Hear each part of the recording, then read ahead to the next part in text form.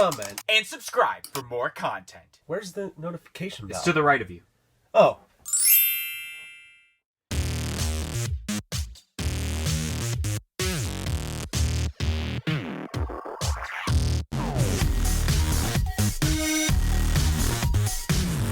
Ooh, what's up, guys? Welcome to this edition of a Funko Popcast. I'm DK Wrestler. And I'm MD Shady. And today I watched the teaser trailer for Lightyear, and I am pumped to see that when it comes out in 2022. But other than that, today on the podcast, we don't have entirely the biggest selection of pops to discuss about, but I do think it actually is a pretty banger selection of pops for this past week, especially what kicks off and what ends this selection of pops that we are going to be discussing about. But don't worry, guys. Also, we have, as shown in the title of this podcast, our top 10 list of Funko Pops for the month of October 2021, which we know that we're not completely finished with October as of this recording. But of course, there's always the podcast in 2 weeks that we will have the remaining pops for October 2021, along with our segment, The Update. And it's not next week because for anyone that may have not remembered or didn't hear yet, we have our fandom related podcast next week on Monsters Inc.,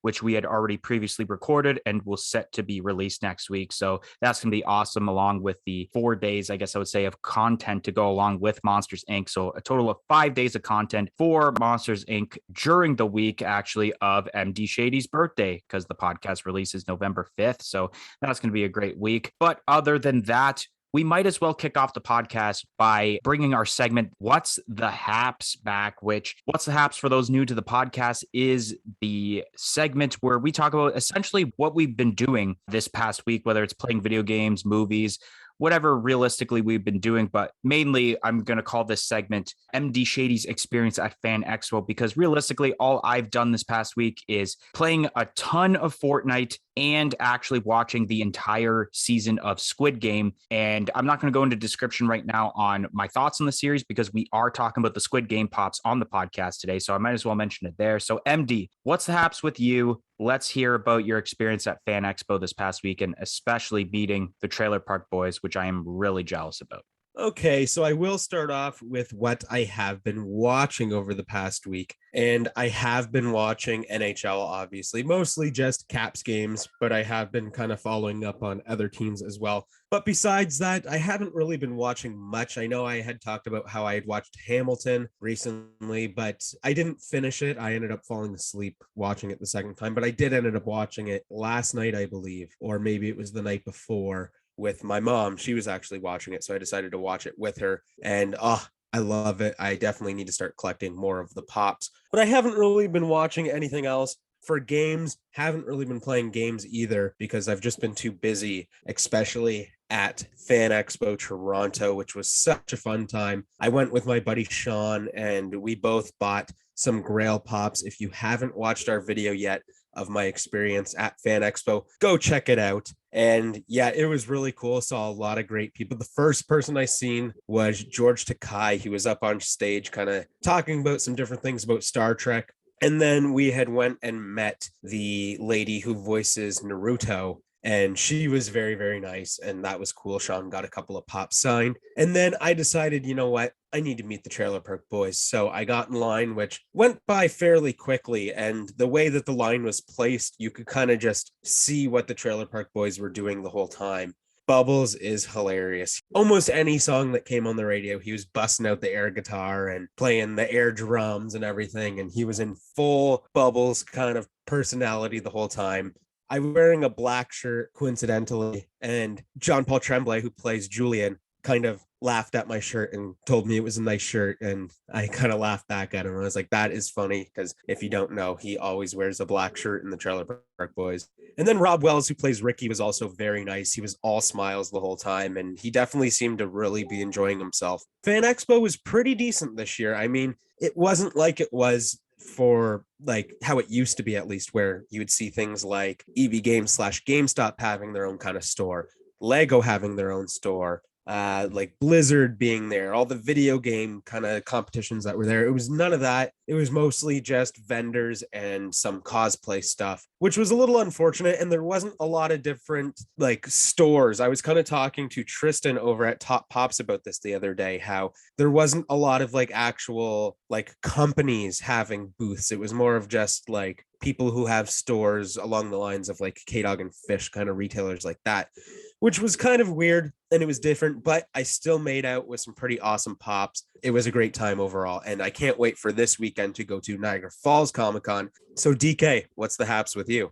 Well, I did mention that what's the haps with me. I kicked off. I just watched Squid Game and played Fortnite. But I mean, that's pretty much what's the haps with me. So I guess we can move on now to the most recent Funko Pop announcements from this past week, which range from October 18th to October 22nd, which not a lot, but still some pretty big bangers, including the first one we're kicking off with, which is Yu-Gi-Oh! We have a brand new wave of Yu-Gi-Oh! Pops, which this set we have common pops of Blue Eyes Toon Dragon, My Valentine, Pharaoh Atem Pop Deluxe, and Yami Bakura. Then for exclusive pops, we have ourselves Silent Swordsman LVO, which will be going to the Funko shop, or level 0 realistically is what it should be saying. 6-inch Stardust Dragon, which will be going to Target. A 6-inch Blue Eyes Ultimate Dragon going to Hot Topic. And then we have, last but not least, a 6-inch Winged Dragon of Ra, which will be going to GameStop, in which these are expected to release as early as January 2022.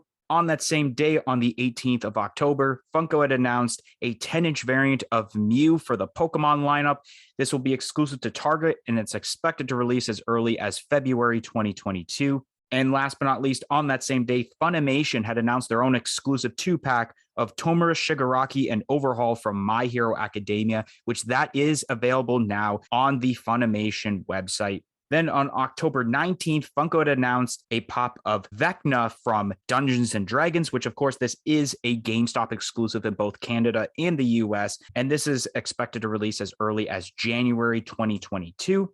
Then on October 20th, Funko had announced the next pop involved in the Disney Ultimate Princess set, which is, of course, Ariel with the gold dress, which also comes with a pin. This is a Funko Shop exclusive and unknown, because I definitely forgot to check before the recording this podcast whether this is still available or not on the Funko Shop website. On that same day, Funko had announced a brand new wave of the Simpsons Funko Pops, which we got ourselves here: Bartigula, Marjora, Emperor Montimus, Lysandra, Obius, and then a young Obius, or Obesius, I think it's pronounced actually. That will be an Amazon exclusive, and these are expected to release as early as December 2021. Then on October 22nd, Books A Million had announced their own exclusive Diamond Collection variant of Betty White from Golden Girls, in which this is available for pre-order now, unknown of when this will be releasing. On that same day, Funko had announced a wave of pops for the super popular Netflix series Squid Game,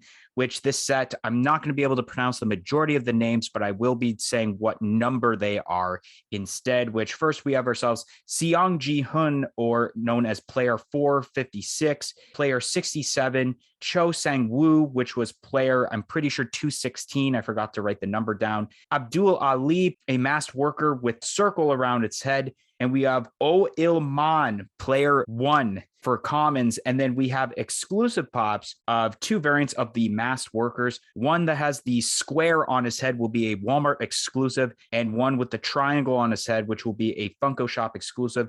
And these are expected to release as early as December 2021. And last but not least, for this set of pops, for this podcast per se, we have ourselves the next set of NFT Funko Pops, which are all Freddy Funko Halloween themed. So we have ourselves Freddy Funko as the Devil, which will be limited to 999 pieces. Freddy Funko as Skeleton, which will be limited to 1,260 pieces. And we have ourselves Freddy Funko as Vampire, which will be limited to 1,800 pieces. And these will be releasing on the Drop website, actually the day this podcast releases, which is Friday, October 29th at, I'm pretty sure it's 11 a.m. PST, 2 p.m. EST, once again on the Drop website.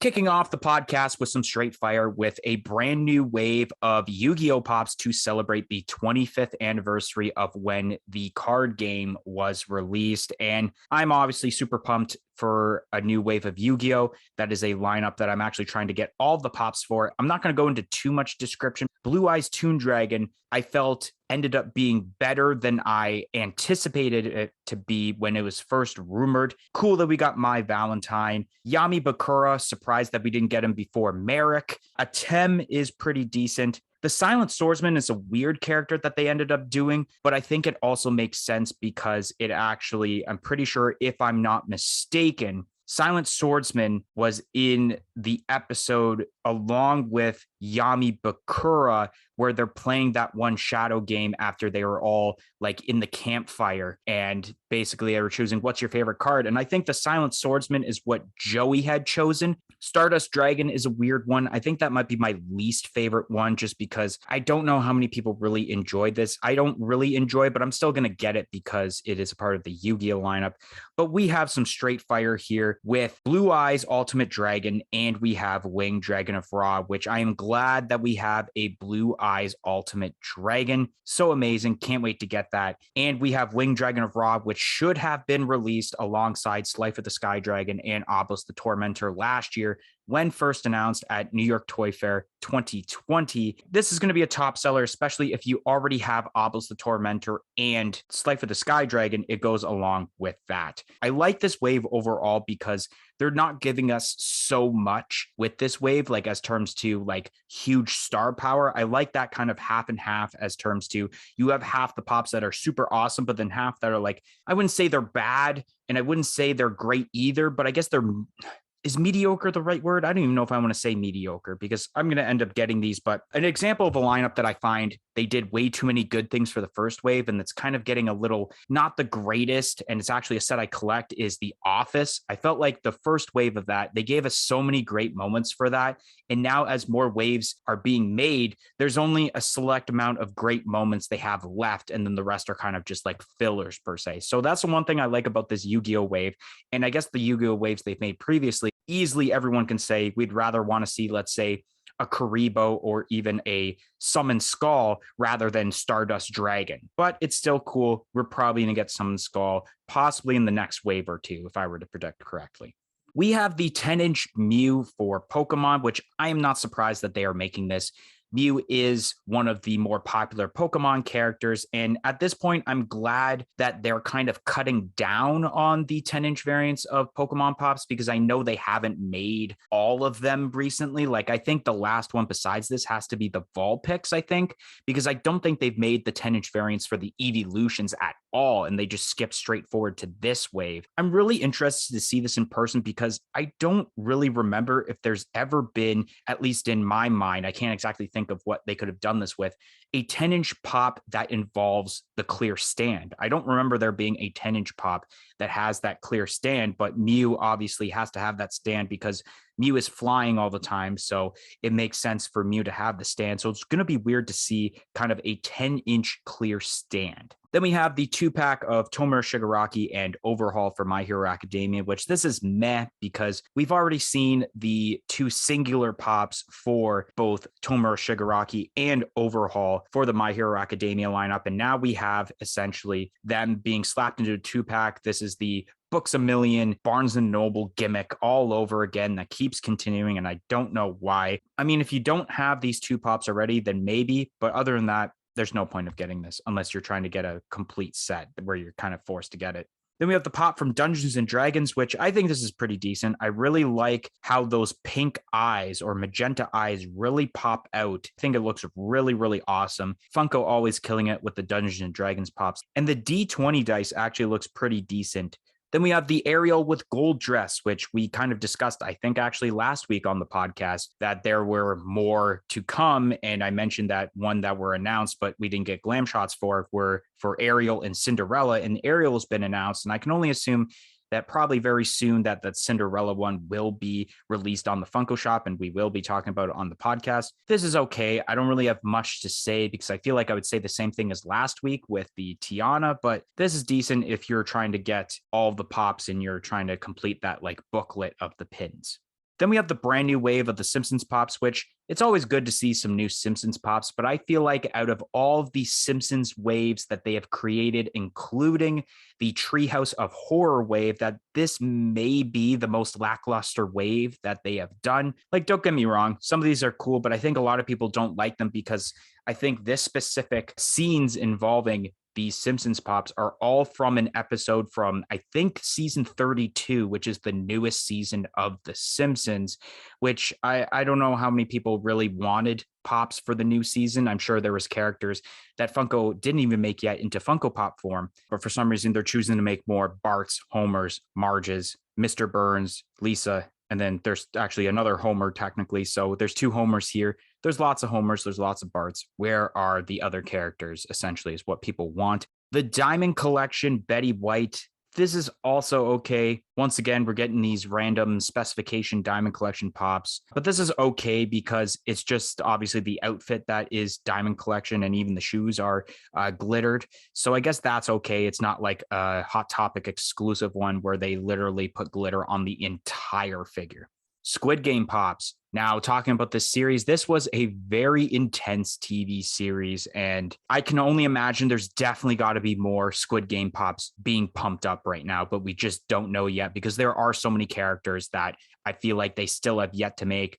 I don't think they're going to do all 456 players that were involved in the Squid Game, but I think there's also some of the you have the main villain that I think still needs to be made into Funko Pop form that I think would be really cool. But these are pretty decent. They did a pretty decent job on the majority of the characters. And I'm not going to spoil anything involving the show because I know MD started watching the series, I'm pretty sure, but he hasn't finished it yet. So I won't spoil it for him, especially since the series is brand new and is still on the top 10, at least in Canada, for the most watched Netflix series currently. Then last but not least, as terms to pops for this podcast, is the Halloween Freddy Funko Pops, which these are pretty decent. I find that the most limited, I guess I will say, the 990-piece Devil Freddy Funko is my least favorite in my opinion. I do like how they made the skeleton and vampire ones, especially because hopefully very soon we're going to be getting that Funko soda figure of Freddy Funko, where it is the vampire for the common and the skeleton as the chase. Okay. Yes, starting out with the fire from the new Yu-Gi-Oh wave. This is very, very cool. I was very surprised that we saw Blue Eyes Toon Dragon this early in the set of Yu-Gi-Oh pops, but I'm not upset about it at all because obviously the Toon World characters from Yu-Gi-Oh are so cool. So I'm super excited to see that. Bakura, that's pretty cool to see as well. Pharaoh Atem, very surprised to see that, and I think that pop looks amazing. My Valentine, great. I've really been wanting a Funko Pop of my, so it's really cool that we now are able to get that. The Stardust Dragon is definitely a weird one, and it's a little upsetting because I really want to see Summon Skull. But I feel like DK did have a good point by saying you kind of need a couple different filler pops so that you don't blow through a wave. And that's kind of what is holding me back from collecting The Office, which was a good thing for him to mention because we've kind of seen all the really, really great Office pops. And don't get me wrong, they do come out with some nowadays that are just like, oh, this is sweet. I need to get it. For example, like Moe's, that was a great one. But it's a lot of filler that's coming out. It's a lot of duplicates of characters. And I feel like I just need to get 1 or 2 versions of a character and then I'm good. But we have Blue Eyes Ultimate Dragon, and that is just so sweet. I'm kind of surprised that we're seeing that as well, because that feels like a pop that could be an exclusive pop without being in a wave. Like it could be a con pop or something like that. But it's really cool, and I'm happy that it's going to Hot Topic. And then finally, we've been wondering, when are we going to get the Wind Dragon of Ra? For a while, it felt like we just weren't going to be getting it because it was like, what the heck? We have Obelisk, we have Slifer. How have we not gotten the third? And now we have it, and it looks decent. I'm a little disappointed in it. I thought it was going to look cooler for some reason, but it doesn't look bad at all. And it's a GameStop exclusive, which is pretty cool. Overall, this new wave of Yu-Gi-Oh pops is really great. The 10-inch Mew, this is pretty cool. And yeah, it's good that Funko hasn't been really pumping out a ton of the 10-inch pops, because who has the space to have this many 10-inch pops, honestly? And I was going to mention about the stand. I believe that this probably is the first 10-inch pop that is not really standing and has a base to kind of hold on to it. So it'll be cool to see what that base looks like, because I feel like it might be really good quality. Like, it's going to have to be if it wants to hold up a 10-inch pop, let's say, out of the box. And I wonder if it's going to be like the other stands where they're hardly noticeable, or if because of the size, it's going to look a little ugly. I guess we'll find out in due time. Then we have the 2-pack of Shigaraki and Overhaul, and this is cool. Obviously, we've seen the single pops, but this is something that I might be interested in when I do decide to start collecting My Hero Academia pops rather than getting the single pops. So this is all right. Then we have the new Dungeons and Dragons pop, and this is pretty cool. Dungeons and Dragons obviously is kind of been known recently for having some really cool, very detailed pops, and this one does just that. This character to me seems like if Snoke from Star Wars and Thanos kind of had a baby, this is kind of what you would get. I don't know why it gives me those vibes, but that's definitely what it looks like to me. And I enjoy it. And I think that the dice that comes along with it looks really great as well. Then we have that gold dressed Ariel with the pin. And honestly, these pops, we talked about Tiana. Now we have Ariel, and these pops aren't the greatest. They're kind of cool because they're in a gold dress. But the best part about these pops is that you get that pin that you can place in the booklet, and that new gold Funko Shop sticker, which looks so sweet, and it makes so much sense to be on a pop like this one. Then we have something that I should be super pumped about, and that is a new wave of The Simpsons. And I'm not that pumped about it, to be honest. I will be buying them because I plan on collecting all of the Simpsons pops, and I don't think they look bad, but I haven't seen this episode, and I feel like it would have been a lot better if we would have got 6 even just random side characters rather than these variant kind of characters. I would like to see, like, what's his name? I can't even remember what his name is. The B guy, or like Dr. Hibbert or Dr. Nick, like weird kind of side characters like that before we see stuff like this. But then again, we kind of do need some of this filler before we end up running out of Simpsons pops. But there's so many damn characters in The Simpsons that I feel like that would be very hard to do. Then we have the Diamond Collection Betty White, and I could see myself buying this. I don't believe I have a Books a Million sticker. I could be wrong. I might have one, but I do love Betty White and the Golden Girls, obviously. And Betty White is soon approaching her 100th birthday, which is just insane. Thank God she's still here with us. And I think that this pop is being released at a perfect time, honestly. And I think it looks pretty good.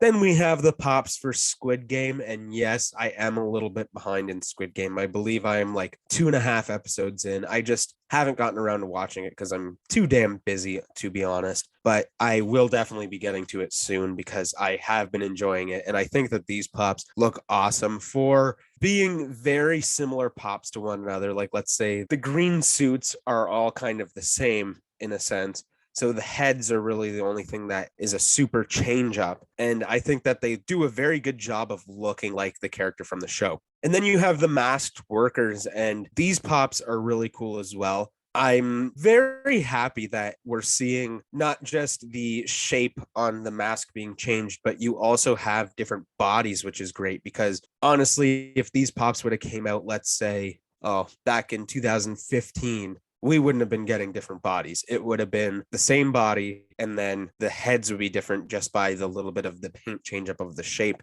But we do have different bodies, which is really cool. I wouldn't have been surprised also if Funko would have went with the route of having, let's say, the common being the circle, and then there's 2 chase variants of the square and the triangle. But it's cool that they're exclusive instead. And I'm very shocked of how fast these pops came out. As soon as I started watching Squid Game, I was like, oh, we'll probably end up seeing pops for this considering how popular it's getting. But for pops to already be announced, that is pretty insane. That's some fast work by Funko.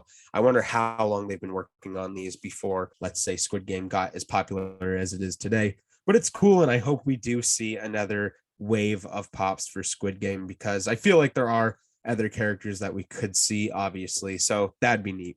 And then we have the NFT Freddy Funko Halloween Pops, and these are pretty sweet. These might be my favorite NFT Pops that we've seen so far, even though I hate the idea of them because they are just not really accessible. You can't really guarantee yourself to get one in any way. Feel like you have less of a chance of getting these than, let's say, getting picked for a lottery for a con or something along those lines. So that really sucks. But these pops are cool, and I definitely like the Freddy Funko as the skeleton. I think that one is definitely the best, followed by the vampire, and then lastly, the devil costume, because it really does seem like Freddy Funko in just a costume, whereas with the other two pops, it seems more like they are that character. But the boxes are decent and these pops are cool, but so limited and so hard to get. So that sucks. Are you looking for great pop protectors? Then look no further than popbox.ca. They have a variety of 4-inch and 6-inch protectors in different quantities. Do you want to get 10 protectors, 20? You can get even up to 250 pop protectors over on popbox.ca. And also use our promo code of Funko Popcast for 10% off of your entire purchase of pop protectors. The code is going on until supplies last. So go get your pop protector needs now over on popbox.ca using our code of Funko Popcast to get 10% off and also free shipping over $75 in both Canada and the US with duty fees included. And let me tell you guys, we're not just screwing around here. These are some great pop protectors. We own a multitude of these protectors. They are some of the best I've seen. Stop buying from EB Games. I'm not boycotting EB Games by any means, but their pop protectors are not as good. So again, use code Funko Popcast for 10% off.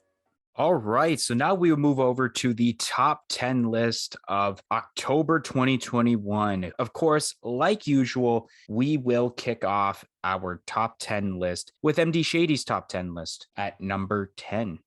All right, coming in at number 10 from Dungeons and Dragons, Tiamat. I feel like that pop is insane. And even my buddy Sean was talking about, like, I don't collect the Dungeons and Dragons pops, but I pre-ordered it because damn, that's a cool 5-headed dragon. And he's definitely right about that. The different color heads are so cool. And the price point that it's coming in at retail is very great, to be honest. I thought it was going to be more expensive because it's more of a really high quality kind of, I don't want to say designer pop, but a lot of work definitely went into that pop, and it had to make the top 10 list at number 10.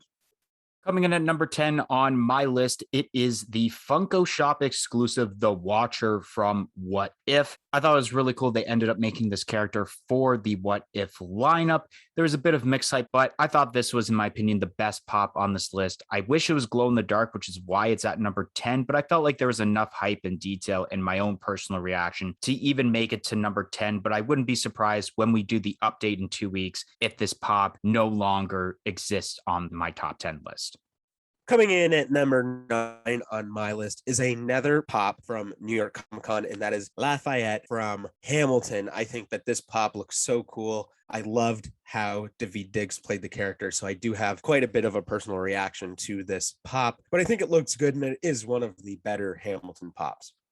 Coming at number 9 on my list, it is Bartigula from The Simpsons. I felt like there was a decent amount of hype because it is Simpsons pops and people do enjoy the Simpsons lineup that it could make the top 10 list, but I chose Bart because essentially he's my favorite Simpsons characters. And it's low because once again, I don't see this pop even making it still in this top 10 list when we do the update. It's still got some decent detail, but there is that mixed hype that makes it really low on my top 10 list.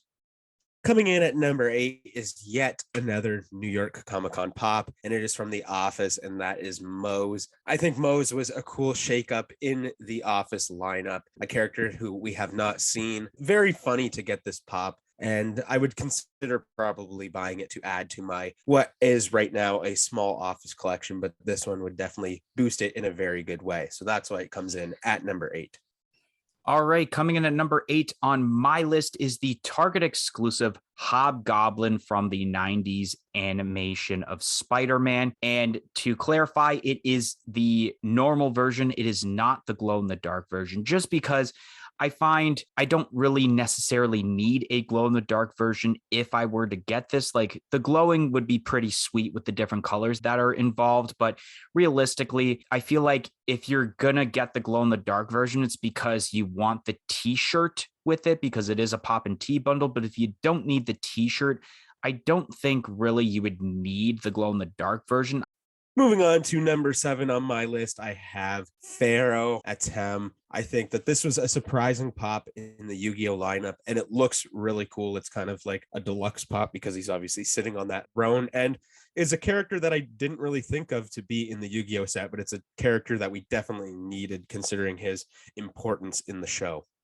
All right, coming in at number 7 on my list, it is Oh Il Nam, player 1 from Squid Game. I freaking love the old man, and I'm glad they made a Funko Pop of him. And he ends up actually at this point, and there was a lot of hype towards him because I noticed even before I watched the show that there was memes being made with the old man. So he's starting to get popular outside of the show. Just him in the show was awesome, and he was definitely my favorite out of all the characters. And I'm glad they made a pop of him. My only gripe is I feel like they should have added a bit more hair. I mean, I know he was kind of balding on the top, but there was definitely more hair than what he has on the Funko Pop, and he definitely deserved to not only have a Funko Pop but be in the first wave of Squid Game pops.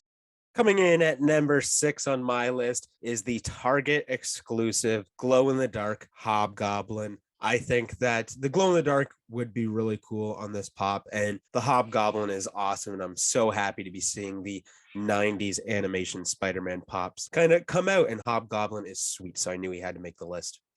Coming in at number 6 on my list is the New York Comic Con 2021 shared with GameStop exclusive Mo Shroot from The Office. What a great character. One of the better Office pops to be released this year in 2021. And it's the first ever Mo Shroot pop, which is great because for Comic Con exclusives, we've been getting either Dwight or essentially Stanley. And what I mean by that is like an already existing character, not a brand new character, which is something really refreshing for the Office lineup to see as a Comic-Con exclusive. The detail is great. It's my favorite New York Comic-Con exclusive overall personally, but I felt like there's definitely a bit more hype as terms to these next 5 pops, in my opinion.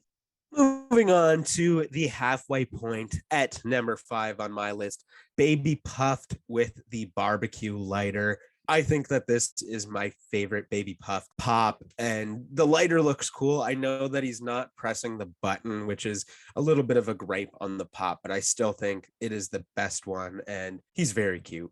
Funny enough, my number 5 is also a mini puffed pop, but it's not the one with the lighter. Mine is actually the Baskin Robbins exclusive mini puff with ice cream. Mini puff definitely had to make the list, and I wasn't exactly sure which one it was. But as terms to the overall hype, I felt like a lot of people were really excited for mini puffed with the ice cream, although there were some pretty cool ones also besides that, like the lighter one that was pretty hyped also. I think it was between the lighter and the ice cream. And I think, yeah, that little gripe you mentioned that I mentioned on, I think last week or the week before on the podcast about not having mini puff touch the button on the lighter to actually ignite it might be the reason it didn't make the list. Coming in at number 4, Yzma as Cat in the Scouts outfit. I think this is awesome. I love the Emperor's New Groove. Actually, recently just watched it again for the millionth time. One of my favorite movies, and I still don't have the normal Yzma as Cat, so I will definitely be getting this version where she is in the Scouts outfit because it's the ending scene in the movie, and it is great. Coming in at number 4 on my list is the New York Comic Con shared with GameStop exclusive All Might from My Hero Academia. I thought the detail in this pop is pretty awesome, and it's cool to see more All Might pops where he is pretty much in weakened form, because I've mentioned a few times on the pod that I really like All Might's look when he is weakened rather than buffed look, and it's cool that they're making more pops. Making our way to the top 3 now. Coming in at number 3 on my list, my Valentine from the Yu-Gi-Oh lineup. This is a Yu-Gi-Oh pop that I have been wanting for quite some time since the first Yu-Gi-Oh pops came out. I think that she is a deserving character to get a Funko Pop, and I can't wait for Funko to start producing more Yu-Gi-Oh pops because they always look awesome. Coming in at number 3 on my list is the Hot Topic exclusive Blue Eyes Ultimate Dragon from the Yu-Gi-Oh lineup. This is such a great looking pop from what we're looking at so far involving the glam shot. I can only imagine what this pop is going to look like in person when it releases at Hot Topic. And I'm kind of torn because this seems like one of those pops I want to keep in box, but it just would probably look so sweet out of box also. Maybe I'll get 2 for that reason, but nonetheless, this is probably one of my favorite Yu-Gi-Oh pops that Funko has made thus far.